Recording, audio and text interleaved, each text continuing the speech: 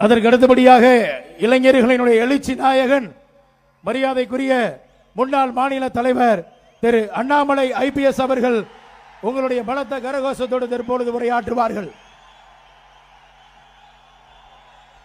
அன்பார்ந்த பெரியோர்களே, தாய்மார்களே, அன்பிற்கிணைய பாரதிய ஜனதா கட்சியினுடைய அன்பு தொண்டர்களே, அண்ணா தயவு செஞ்சு உட்காருங்கண்ணா. அண்ணா தயவு செஞ்சு அமைதியாக உட்காருங்கண்ணா, உட்காருங்கண்ணா.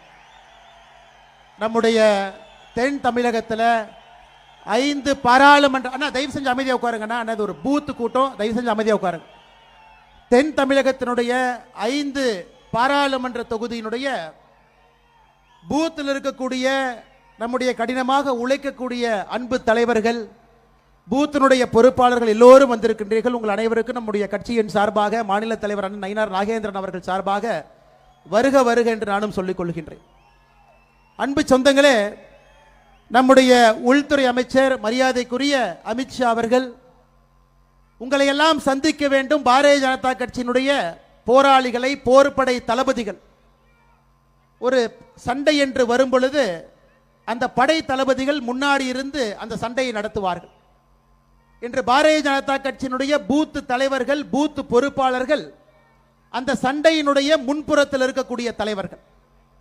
மக்கள்கிட்ட போய் நம்முடைய கட்சி எடுத்து சொல்வதில், கட்சி எடுத்து செல்வதில், எதற்காக 2026 சட்டமன்ற தேர்தலில் தமிழகத்தில் திராவிட முன்னேற்ற கழகத்தினுடைய ஆட்சி அளிக்கப்பட்டு அவர்களை வீட்டுக்கு அனுப்ப வேண்டும் என்று சொல்வதிலே முதல் பங்கு உங்களுக்கு இருக்கு.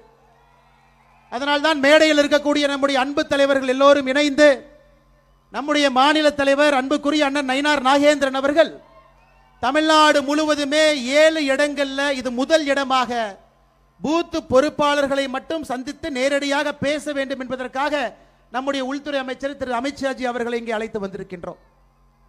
அன்பு சொந்தங்களே, இன்னைக்கு நம்முடைய பொறுப்பு, கடந்த 4 ஆண்டுகளாக பாரத பிரதமர் நரேந்திர மோடி ஐயா அவர்கள் தொடர்ச்சியா 12 ஆண்டுகளா நமக்கு உழைக்கிறாங்க. 2021 தொடர்ச்சியா உழைத்துக் கொண்டிருக்கின்றார்கள்.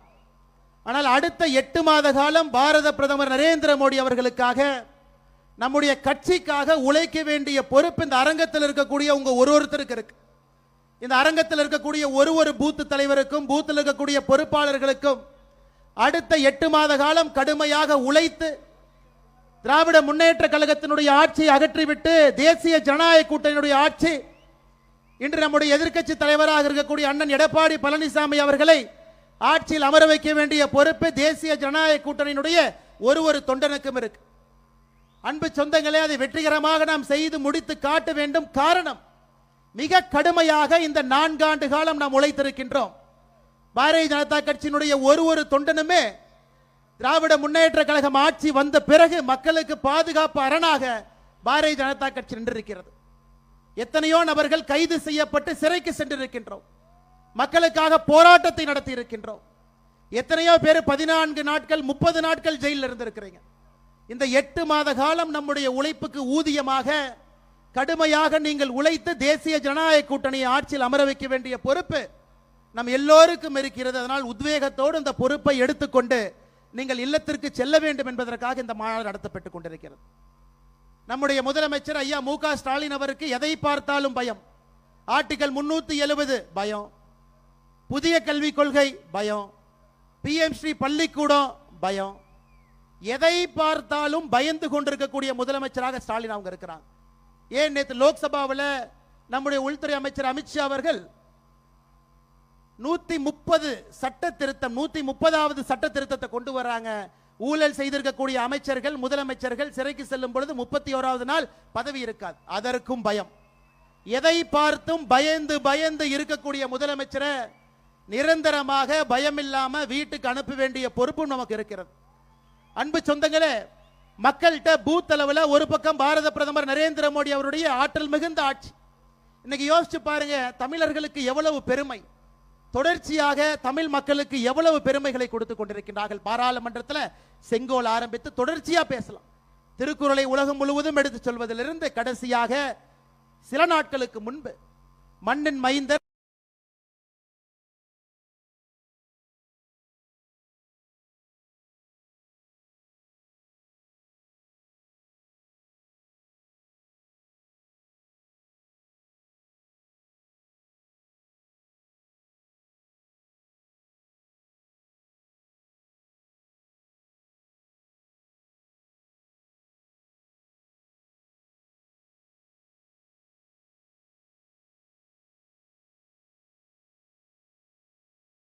நம்முடைய அன்புக்குரிய கட்சியினுடைய பூத்தில் இருக்கக்கூடிய தலைவர்கள், பூத்தில் இருக்கக்கூடிய தொண்டர்கள், எவ்வளவு பெரிய கௌரவம் பாருங்க.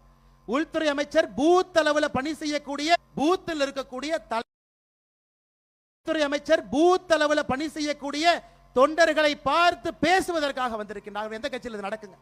அதனால் நம்முடைய பொறுப்பை உணர்ந்து மிக கடுமையாக நாம் பாடுபட்டு 2026 ஒரு நல்லாட்சி, தேசிய ஜனநாயக கூட்டணியுடைய ஆட்சியை கொண்டு வர வேண்டிய பொறுப்பு இருக்கு. அதை நாம் அனைவரும் சேர்ந்து நிறைவேற்றி காட்ட வேண்டும். மற்றும் ஒரு முறை இந்த நிகழ்ச்சிக்கு பெரும் திரளாக இவ்வளவு கூட்டம் உள்ள இருக்கீங்களோ அந்த அளவுக்கு வெளியே இருக்காங்க, அவர்களும் வேகமாக வர வேண்டும்.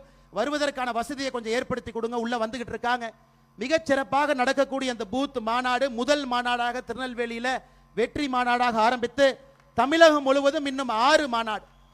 அண்ணன் ஜேபி ஜெயபிரகாஷ் அவர்கள் துணைத் தலைவர் சொன்னாங்க, கடைசி பூத் மாநாடு நடக்கும் பொழுது 10 லட்சம் பாரதிய ஜனதா கட்சியினுடைய தொண்டர்கள், பூத் அளவில் தலைவர்கள் அன்னைக்கு நம்முடைய பிரதமர் அவர்களையும் அமித்ஷாஜி அவர்களையும் வரவேற்பதற்கு தயாராக நாம் இருப்போம் என்கின்ற உறுதிமொழியும் நாம் அளித்திருக்கின்றோம். அன்பு சொந்தங்களே, மறுபடியும் உங்களிடம் நான் கேட்டுக்கொள்கின்றேன், அடுத்த 8 மாத காலம் உங்களுக்கான காலம். கடுமையா பணி செய்யுங்க, களத்தில் உழையுங்க, ஒரு வாக்கையும் சேகரித்து கொண்டு வாங்க. அந்த வாக்கை தேசிய ஜனநாயக கூட்டணி கொண்டு வாங்க. பெரிய மாற்றத்திற்கு நீங்கள் பாடுபட வேண்டும் என்று சொல்லி வாய்ப்பு கொடுத்த பாரதிய ஜனதா கட்சியினுடைய எல்லா அன்பு தலைவர்களுக்கும் தொண்டர்களுக்கும் நன்றி சொல்லி என்னுடைய உரையை முடித்துக் கொள்கின்றேன். நன்றி, வணக்கம். பாரத் மாதா கி ஜெய்.